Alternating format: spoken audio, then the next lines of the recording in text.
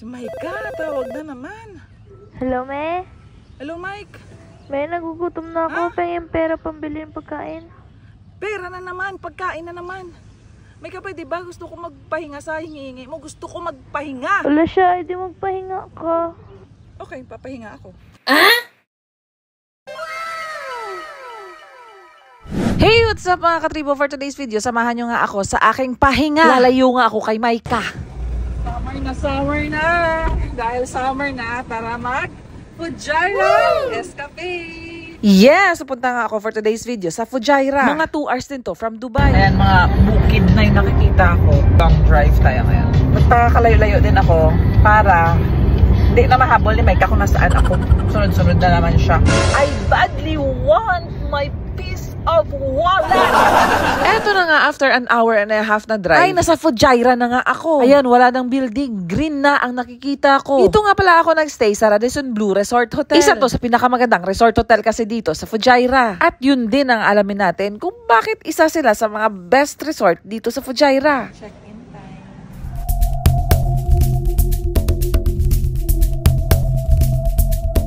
Overlooking na doon yung beach, yung pool. Wow! Yun nga ang nadaanan kong view while papunta na ako sa room ko. At eto na nga. Come to our room. Let's dig in. Aba naman, nabigyan nga ako ng cake ng Radisson Blu. Pa-welcome. Hindi ko na nga mapigil ang sarili ko at eto't kumain na agad ako. This is a sweet room. Hindi siya bitter, sweet siya, charis. Aparador. Closet here. Ito yung shower area. Very nice. The bedroom! Ooh! Lambot! May TV and look, tingnan mo to. Wow! Overlooking ang long beach dito ng Radisson Blu. Yes, Radisson Blu nga ang may longest beach area dito sa Fujairah. White beach to, ha? Tapos sa gabi, pagka gusto mo mag-chill-chill, pwede ka dito umupo, relax-relax. Diba? Ang saya. Ang fresh ng hangin. Tapos, ang fresh ko pa. Sweet room ang kinuha natin. Meron dito malawak na receiving area.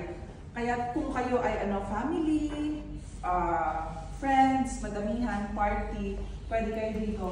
Wow, diba? Ang lawak! Meron din siyang TV, meron din sa may room, and meron ditong dining table. Pwede kayo dito mag-sugal.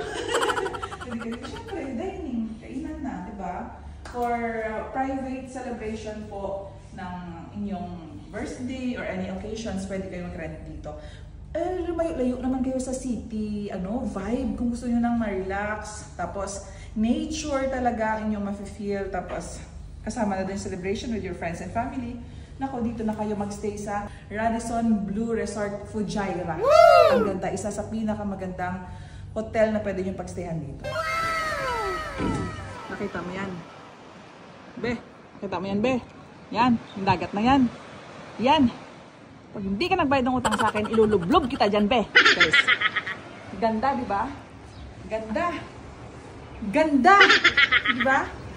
Ganda. Ganda. Don't make me. Practice na ngayon. Ay! Oh my God. Pagka nabasag to, na-break siya ba? Okay lang. Tao nga, hindi po hinayangan nag-break kayo. Ito lang, gamit lang to. Explore natin ang Radisson Blu Resort dito sa Fujairah.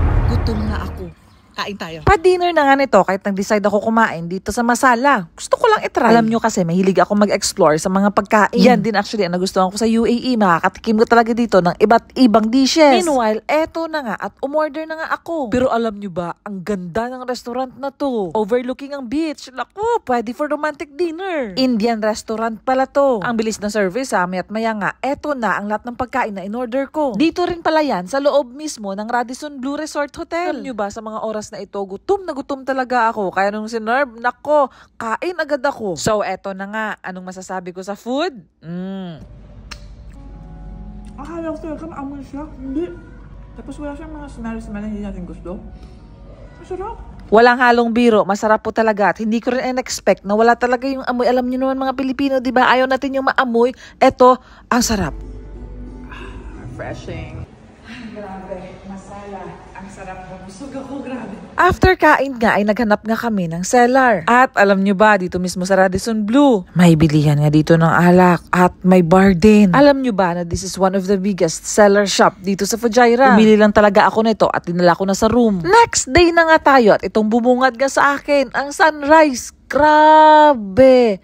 Ang ganda! Alam nyo ba na hindi ako morning person kaya hindi ako nakakita ng sunrise, but this time nakita ko talaga ang bukang liwayway ng araw. Nakaka-relax. Ang fresh ng hangin, tapos ang dagat. Naku, perfect. Kung gusto mo naman sa swimming pool mag-swimming, meron din sila dito. Eto nga't ine-enjoy ko nga ang sunrise. At ang ganda ng view. Hindi lang to dagat, meron din mountain view. Kaya naman eto, nakapag-meditate pa nga ako. Sa mga oras na ito ay ine-enjoy ko pa nga talaga ang sunrise. Pero maya't maya lang, eto nga, at nag-swimming na nga ako. Alam nyo ba, na-amaze talaga ako sa dagat dito sa Radisson Blu. Ang clear! Summer nga ngayon, pero ang tubig malamig. Or baka siguro maaga pa kasi talaga to. Para kasi hindi pa mainit. So ayun, tapos na ako maligo. Breakfast time! OOTD.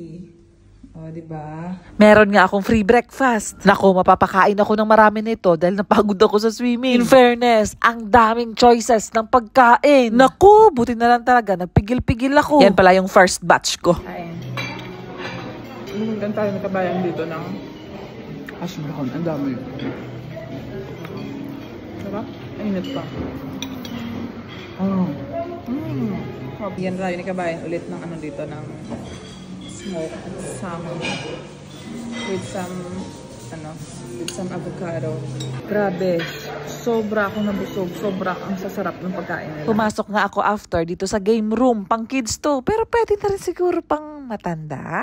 Meron ding spa kung gusto nyo magpamassage at may room service sila ha. At dun nga natapos ang aking staycation dito sa Radisson Blu, dito sa Fujairah. Until next escapade, much love and God bless. Bye!